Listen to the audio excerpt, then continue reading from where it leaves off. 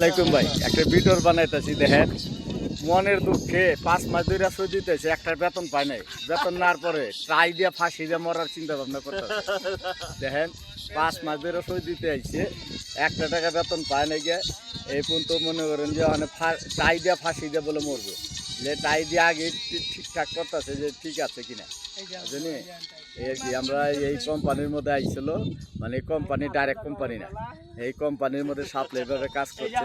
কাজ করার পরে সাপ্লাই কাজ করার পরে গিয়ে বেতন মতন কোনো কিছুই দেয় না, ঠিক আছে। ওখানে মনে করো যে মানুষের খাওয়া দেয় না, খাওয়া দেয় না। মানে আজকে রুমের থেকে বাইর করে দিয়ে পরে এই ওর বাড়ি খুলনা বাগেরহাট, ঠিক আছে। ওখানে মনে করেন যে এই আজকে 4 মাস ধরে কাজ করছে, কোনো বেতন নগদ দেয় না। এর লেগে মনে করেন যে ওরা ওখানে ওই একটা আছে, ওই টাইটা ফাঁসি দেয় বলে মরে যাবে। মানে কী করুন তো, মানে এই যে আছে একটা আমার বাড়ি এই অবস্থা। মানে কোম্পানি এটা হলো ডাইরেক্ট কোম্পানির মধ্যে একের কোম্পানি, আল রাজি কোম্পানি, অনেক বড় কোম্পানি। এইটার মধ্যে যারা সাপ্লাই কাজে এসেছে এখন সমস্যা খারাপ, এখন বেতন দেয় না, খানা দেয় না। আজকে তো শুক্রবারের দিনে কোনো খানা দেয় না, দেয় না, কিছু দেয় না, ওই দেয় না।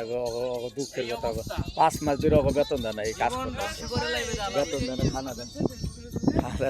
এই আছে ফাঁসিতে মরবো, এটা ফাঁসিতে মরবো, টাই লাগাইছি, টাইটা ফাঁসিতে মরবো, টাইয়ের ফাঁসিতে মরবো, এটা রে ভাই।